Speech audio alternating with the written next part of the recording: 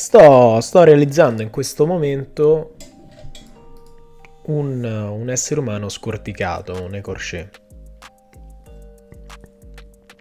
E poteva essere interessante andare un po' ad analizzare come vengono fatti i singoli muscoli. E il modello si basa su uno scheletro che ho partendo da scheletri già utilizzati. Quello là più comune è quello là di Ryan Kiesling, che possiamo trovare su Tool, già presente nella versione di ZBrush, che è uno scheletro un po' semplificato. Se noi mettiamo il polyframe, infatti è uno scheletro decimato di un modello femminile. Infatti il torace è molto ristretto e il bacino un po' più largo. È infine molto semplificato, infatti serve appunto come base per andare ad aggiungere massa. Quello che ho io a disposizione, che sarà disponibile sullo store, ha diciamo la maggior parte delle ossa suddivise e la colorazione scelta è una colorazione funzionale per far capire la disposizione tra legamenti e muscoli. Infatti i legamenti sono in colore viola e l'ossatura, le ossa, sono in colore grigia. Il teschio è diviso in tutte le ossa, perché per chi non lo sapesse, il teschio non è un pezzo unico, non è un osso unico, ma è formato da ossa. E quindi l'obiettivo mio è di creare qualcosa di molto completo a livello anatomico per lo studio. Quello che può essere interessante ora è magari vedere com'è il workflow di singoli muscoli, cioè di come ho risolto in modo facile l'aggiunta del deltoide oppure di fasce muscolari con un single layer, eccetera. Prendendo in esame la parte del braccio, qui andando a togliere i muscoli del braccio, vediamo come sono andato ad aggiungere i muscoli inserendo una sfera, andando a premere W, attivo i sottotitoli così è di più facile comprensione i tasti che vado a premere. Ecco, vedete qui in basso a destra. Andando a premere V io ho il gizmo attivo e posso andare a rimpicciolire la sfera. La posiziono dove dovrebbe stare il muscolo del deltoide e vado a schiacciare la mia sfera.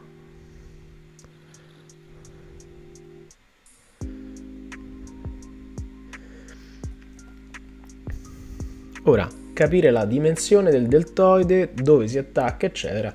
Chiaramente la forma estetica più o meno ce l'abbiamo, la conosciamo perché fa parte del nostro braccio. La cosa magari difficile è capire l'origine e l'intersezione del muscolo, quindi dov'è che si attacca sull'omero, dov'è che si attacca tra scapola e clavicola.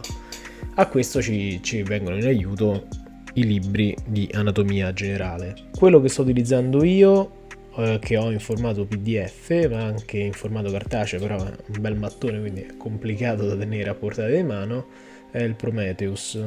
Come vedete il deltoide, il muscolo della spalla, è attaccato sulla spina della scapola, la parte dietro, la parte centrale sull'acromion e la parte frontale sulla parte rientrante della clavicola. Come altezza, grosso modo, supera l'altezza della scapola dietro. Quindi attraverso il move sono andato a spostare il muscolo e questo è il procedimento che ho usato per la maggior parte delle cose.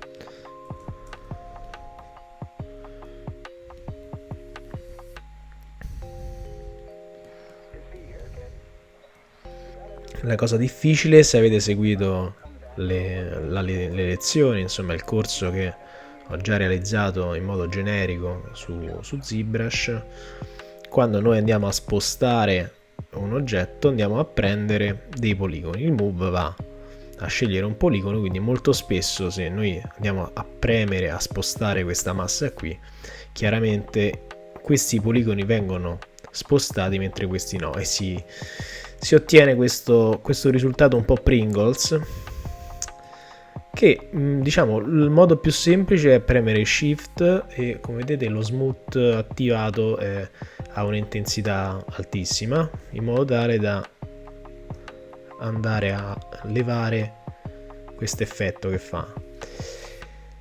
Io in ogni caso preferisco lavorare con pochi poligoni. In questo momento ce ne ho 8000, però a noi interessa la forma base, quindi andando a fare o uno Z-remesher premendo alfa finché non mi va bene la densità del poligono, oppure attraverso un Dynamesh, e quindi già sono passato a 1001.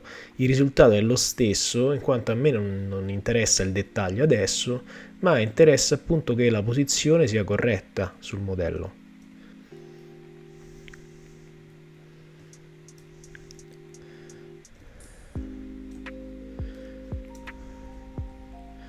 E qui abbiamo la forma del deltoide. Se non siamo soddisfatti della resa, ovviamente possiamo andare a suddividere con CTRL D e poi andare a realizzare il nostro muscolo meglio. Se siamo particolarmente bravi utilizziamo uno standard, leviamo lo Z-add e lasciamo l'RGB, facciamo fill color, ci spostiamo sul bianco e piano piano andiamo a schiarire dove è presente la zona tendinea. Questo ovviamente è un livello finale della scultura. Torniamo indietro, leviamo il livello più alto e ad esempio potremmo, studiando meglio il muscolo, vediamo che il muscolo deltoide ha 3 capi principalmente, la parte appunto dell'acromio, quella dietro e quella avanti. Le fibre della parte centrale sono incrociate tra di loro, perché in questo modo è più semplice appunto fare il movimento, il corpo, cioè ha più senso che il braccio faccia così, proprio perché le fibre facendo così riescono a tirare meglio, tirare verso l'alto il braccio.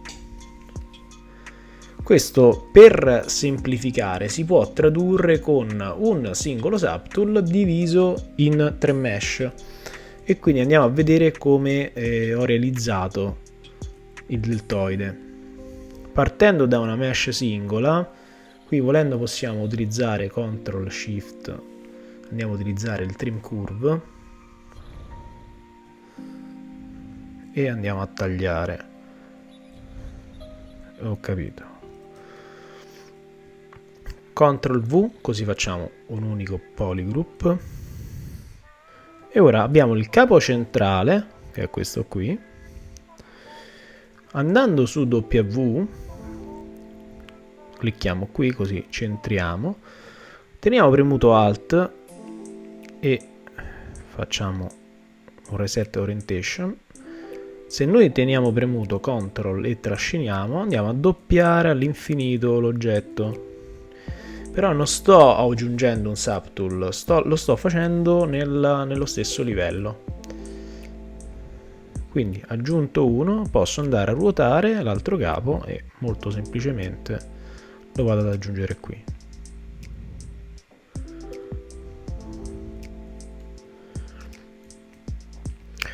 Il capo iniziale ovviamente si automaschera e questo è utile per andare a cambiargli il polygroup, cioè facendo un CTRL W vado a cambiare il polygroup. Quindi se io vado per esempio a selezionare di nuovo quello centrale con CTRL, questo avviene solo quando il gizmo è attivo, perché se sto su draw chiaramente non mi succede niente, ma sto appunto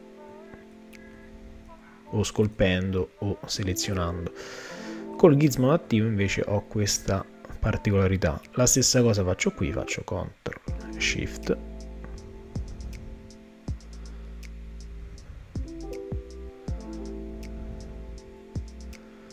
e ora ho i muscoli di swing capi. Ora se faccio CTRL V me li colora tutti e due. L'alternativa è fare un CTRL I, quindi andare a selezionare la cosa che non è selezionata come qualsiasi programma di grafica, e poi fare un CTRL W adesso.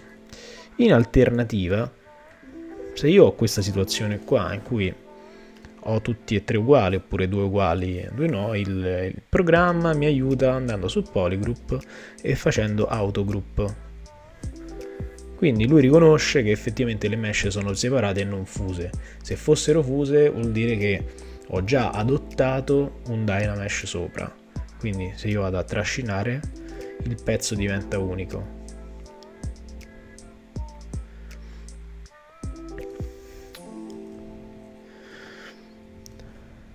Con il Move Topology attivo, cioè quindi un move che però conserva il fatto di avere una topologia diversa, cioè riconosce il fatto che sono tre elementi separati, posso andare a sistemare bene la mia spalla.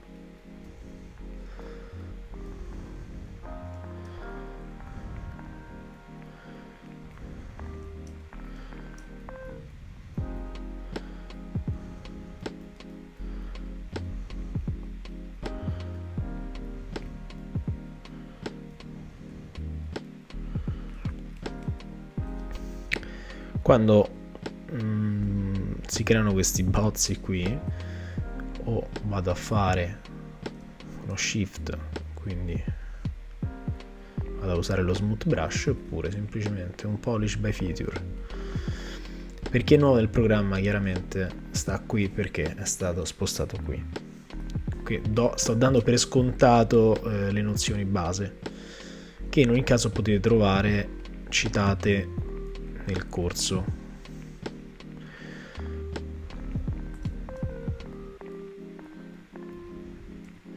Una volta fatto questo, io posso anche tornare nella visione normale, per esempio andare a suddividere e poi chiaramente andare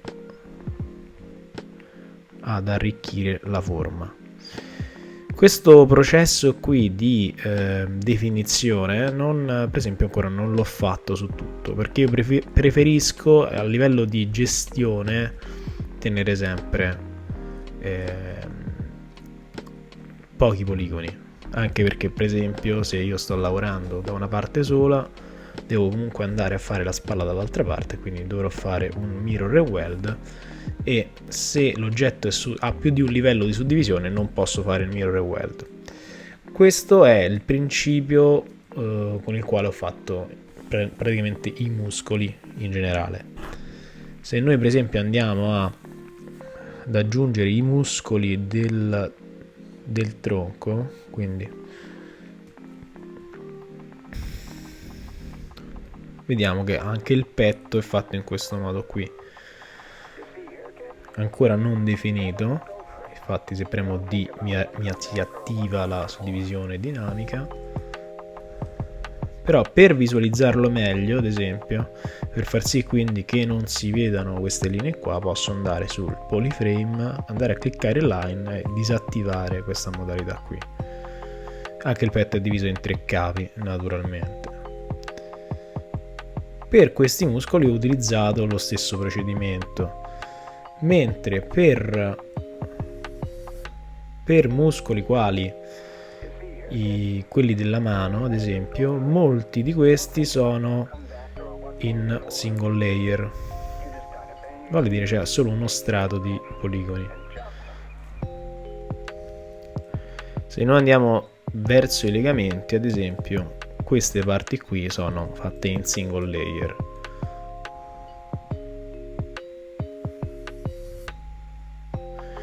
Solitamente per realizzare questi legamenti, adesso li vado a nascondere, sono andato a utilizzare o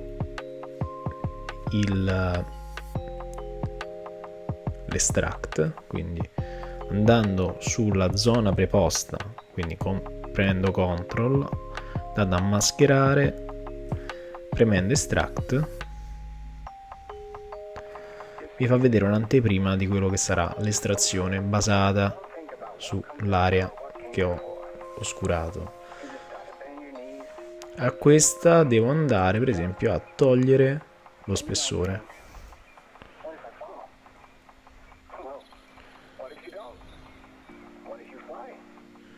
Andando a fare Accept senza il double, quindi un single layer, mi ha creato un nuovo oggetto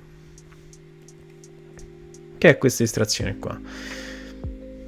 Mi ha aggiunto comunque un doppio livello perché lo spessore era molto basso, però io in ogni caso posso andare a fare CTRL SHIFT su un polygroup,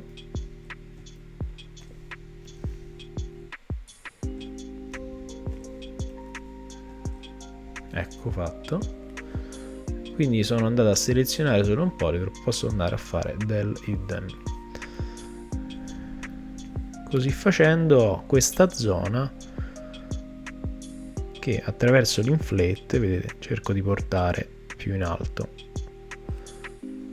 Quindi ho una zona che può essere una zona tendinea oppure una zona cartilaginea che segue esattamente la forma dell'osso. E questa è una prima soluzione. L'altra invece è andare proprio a doppiare, quindi se io ho queste le ossa delle gambe posso andarle a duplicare,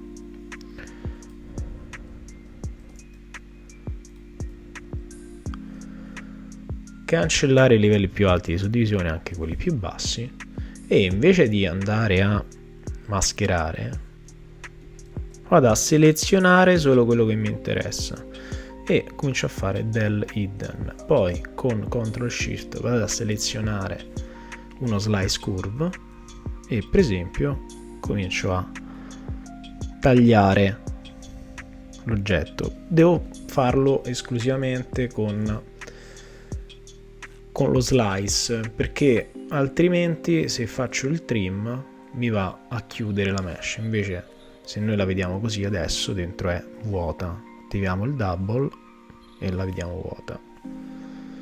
Vado a fare del hidden, magari taglio qui,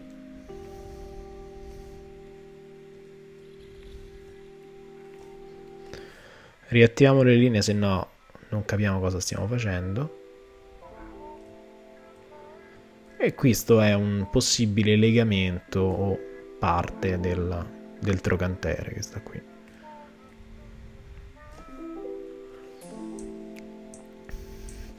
Un'altra soluzione per fare i legamenti che ho utilizzato è andare attraverso una curva a inserire una mesh che appunto segue la curva. Questo possiamo eliminarlo. Sull'anatomia del braccio mi è stato d'aiuto questo sistema qui. Se io adesso seleziono solo la mano, le ossa della mano, però devo andare a nascondere tutti i muscoli. Questi sono divisi per cartelle, è un lavoro diciamo di fino, però andiamo a nasconderli tutti. Ok, i muscoli della mano, perfetto. Allora, le ossa della mano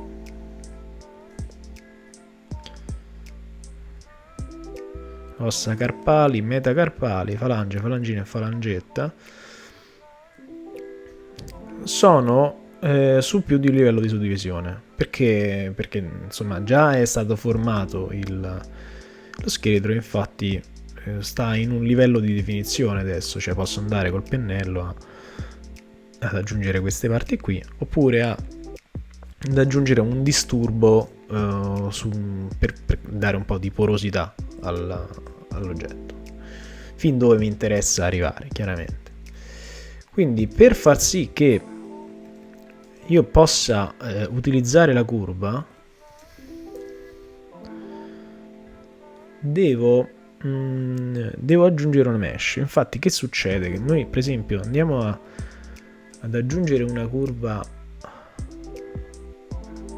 un insert brush, ecco, wide strap, va bene. Questi sono insert brush a livello di fabric, di vestiti, però utilizziamo in un altro modo. Siccome il c'ha più di livello di suddivisione, non funziona, perché la mesh, la curva si può attaccare solo con più livelli di suddivisione. Questo c'ha senso perché non è un limite. Il limite è non avere un programma che ti dia la possibilità di tornare a un livello di suddivisione prima. Ha senso perché sto dicendo al programma di aggiungere un oggetto con i suoi poligoni sul livello di suddivisione 1, mettiamo. Lui non sa quando io aumenterò il livello di suddivisione quell'oggetto appena aggiunto che densità dovrà avere, e quindi si crea un vuoto cosmico, diciamo, ed è problematico. Questa soluzione si risolve inserendo una qualsiasi mesh. Di solito si utilizza la stella perché il cui utilizzo è quello iniziale, diciamo.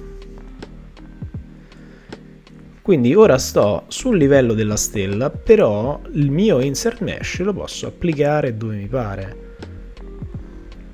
come vedete. E quindi a livello di zona tendinea che tiene la parte metacarpale sono andato a sistemare questa mesh qua. Una volta inserita la prima, io posso benissimo andare a nascondere tutta la stella e cancellarla. Quindi la stella è un po' come se fosse l'inizio di un nuovo livello.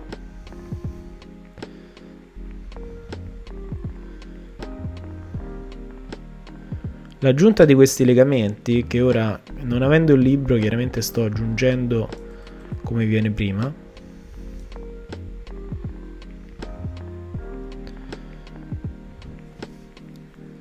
viene governata appunto dalla curva attraverso il menu stroke, che però metto dall'altro lato.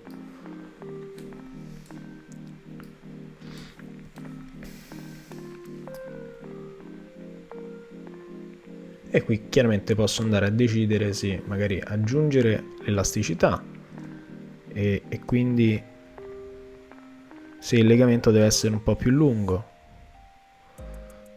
oppure più corto.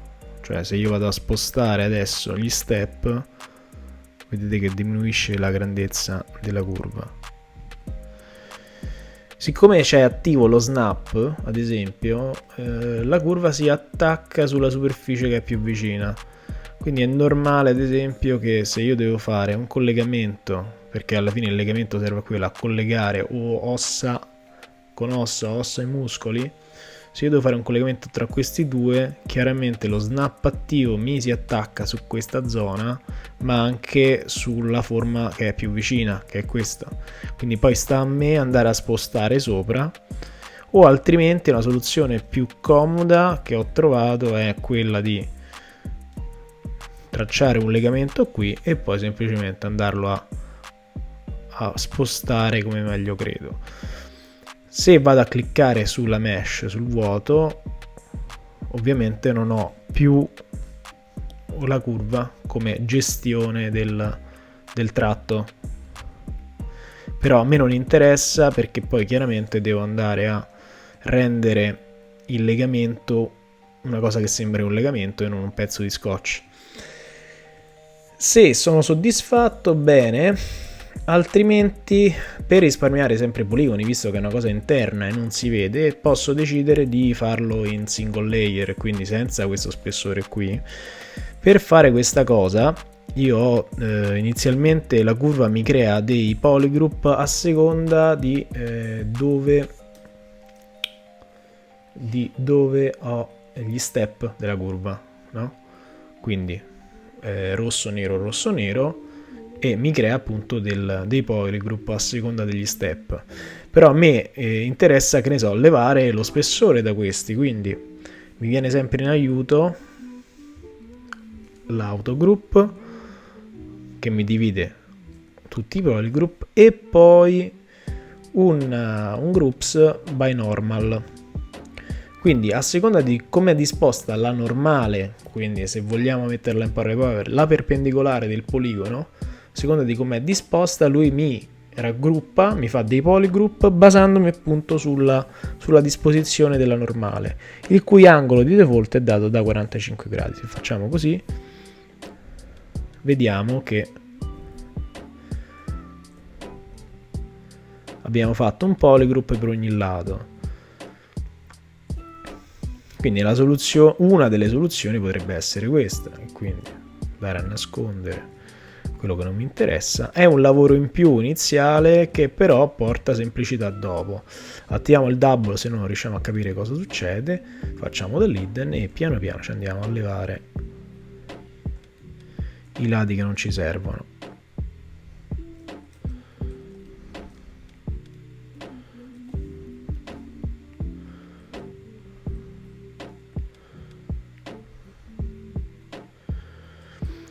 Senza fare dell'hidden potrebbe essere un'altra soluzione che mi è venuta in mente, andare con lo Z modeler, spostarmi sul polygroup e dire semplicemente che voglio delete che cosa? Polygroup all, quindi tutti i polygroup di questo colore, e magari l'operazione diventa un po' più immediata. Si potrebbe, ma non è detto che funzioni, andare a fare merge similar group, vediamo, no, perché è capace che non esclude i lati.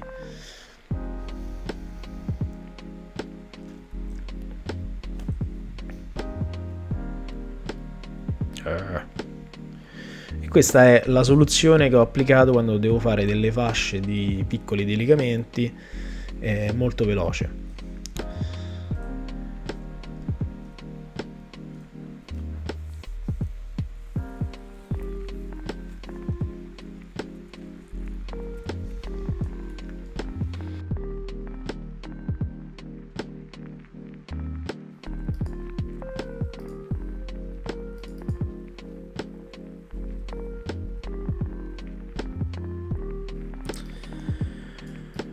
Eccoci, abbiamo cambiato scenografia, ora è un po' tutto più tenebroso. Devo dire che penso sia la terza volta che riprovo a registrare dopo il microfono che salta, e quindi ho buttato 20 minuti, quindi un mi piace, un commento al video è apprezzato.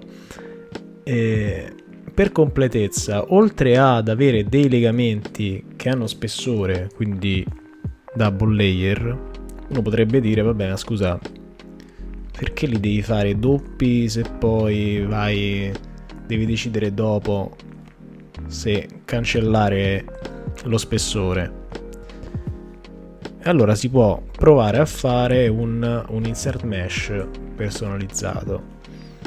Quindi ci spostiamo sulla stella, che è la stella è un po' come se fosse l'oggetto X, la base, visto che è l'unico oggetto che ha solo triangoli, e possiamo andare a inizializzarla. Siamo fuori dal concetto Make Polymesh 3D, infatti l'initialized è diverso. Noi possiamo andare a scegliere un cubo, una sfera, un piano.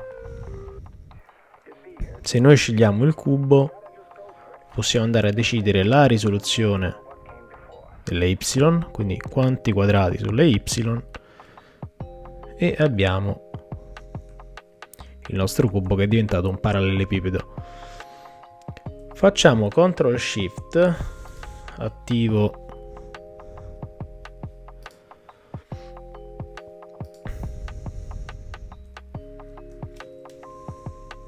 i tasti premuti, CTRL SHIFT su un polygroup, nascondo quell'altro e lo cancello.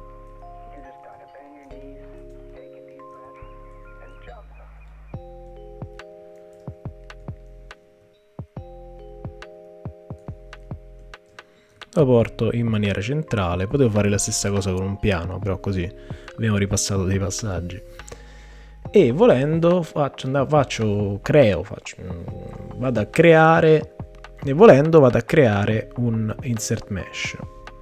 Faccio nuovo e ora ho questo oggetto qui.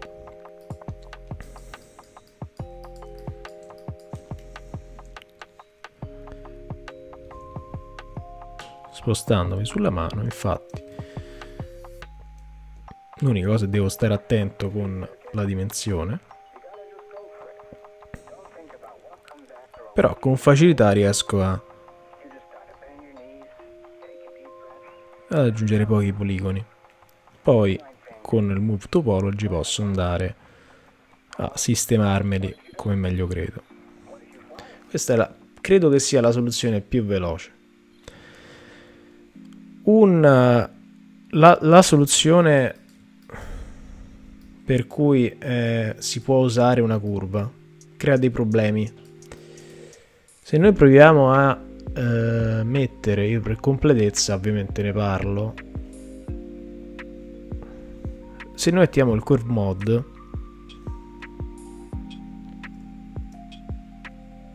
ovviamente ho attivato il curve mod sul Move Topology. Se noi mettiamo il curve mod sull'insert mesh che abbiamo creato, il rettangolo, la curva pensa che sia la faccia davanti e quindi va a fare un'estrusione lungo la curva, e questo comunque può essere una soluzione per chi deve fare una cosa del genere. Si risolve solitamente andando a seguire i modificatori. Quindi sotto brushes abbiamo il pulsante attivo 3 parts, cioè la curva, quindi l'oggetto, il tratto, segue 3 parti, 3 polygroup diversi, in cui il programma pensa che ci sia una parte iniziale, una parte finale e una centrale. Quindi andiamo a mascherare i primi 2 poligoni, CTRL V, i secondi 2 un po' meno.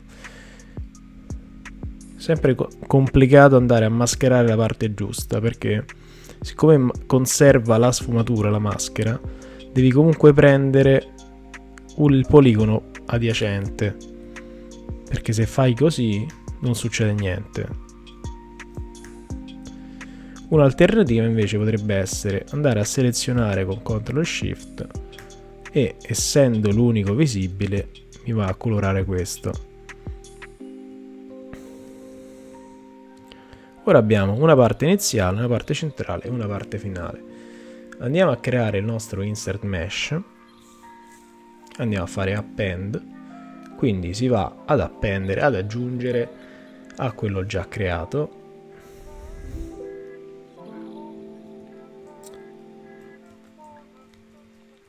Allora, il discorso diventa sempre un po' ostico, perché appunto se col curve mod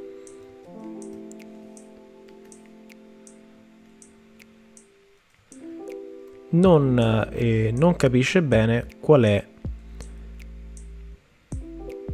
la perpendicolarità che deve seguire l'oggetto con la curva. Ho risolto praticamente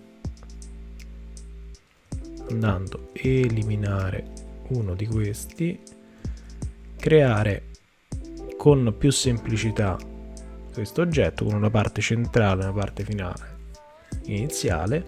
Sul modificatore ovviamente deve essere attivo 3 parts, e andando a creare un insert mesh sono andato a dire, il programma ha capito meglio come doveva seguire la curva. Con un oggetto che ha spessore il discorso è molto più semplice, quindi con un double side è più semplice. il problema comunque rimane quello che i rettangoli, i poligoni rimangono staccati. Una soluzione potrebbe essere quella di attivare il weld point, e quindi qualora siano vicini si riescono meglio ad attaccare. Vediamo un po'.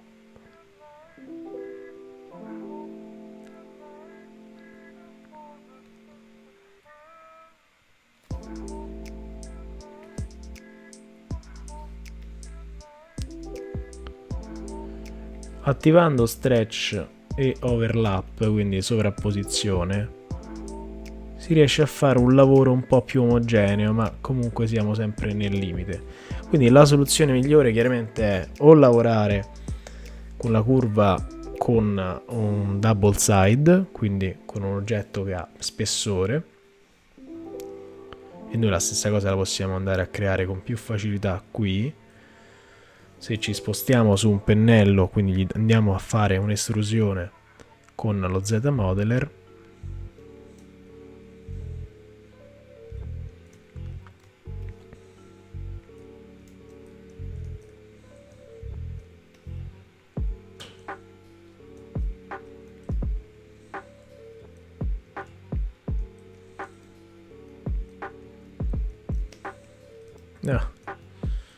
c'era questo ancora attivo del hidden. Se andiamo a creare un insert mesh con questo e attiviamo la curva, chiaramente in modo immediato l'oggetto la segue.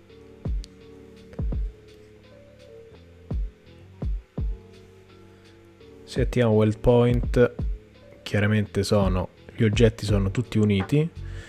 Questo perché ci sono dei punti, i punti che si creano con i poligoni si riescono chiaramente a seguire meglio la curva, quindi a spostare anche sul lato, sulla parte laterale.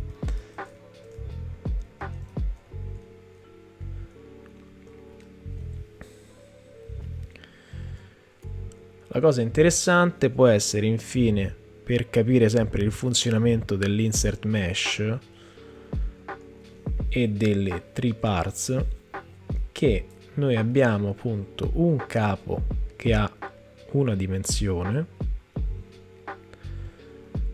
Ora alla buona pensiamo a una cintura di cuoio, no? Che ha la parte davanti più stretta, l'altra parte un po' più larga, e magari la parte finale, quella là proprio alla fine, c'è un'altra forma. Quindi oggetto il più veloce che mi è venuto, vado a creare, attivo il curve mode e vedete che l'inizio è fatto con questo grazie al polygroup diverso e la fine con questo. Se non avessi il tree parts attivo, sarebbe l'oggetto si propagherebbe alla stessa maniera. Con i weld point attivi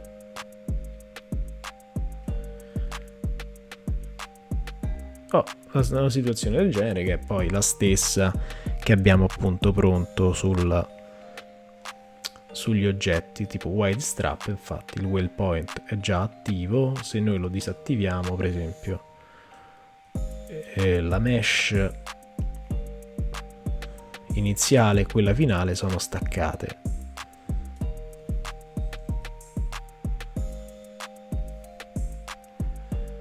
E si vede bene la parte del discorso dei tree parts con oggetti appunto che hanno una punta e una fine diversa. Vedete? Se fosse disattivato, ecco, potrebbe essere l'inizio di un narghilè questo, ovviamente. Quindi soluzione migliore per quello che sto facendo è la soluzione più semplice. Questo è un excursus verso il programma. Chiaramente, se ne volete sapere di più, Nel link in descrizione lascio il corso che ho fatto di ZBrush a un prezzo diciamo accessibile un po' a tutti, penso sono 16 lezioni di quasi 8 ore scaricabili dallo store di ArtStation. Vi auguro una buona serata, qui sono le 5 del mattino, non è vero, ho perso tempo a fare queste striscette qui, questa cosa inutile qui. Lasciate un vi piace per supportare il canale e vi ringrazio.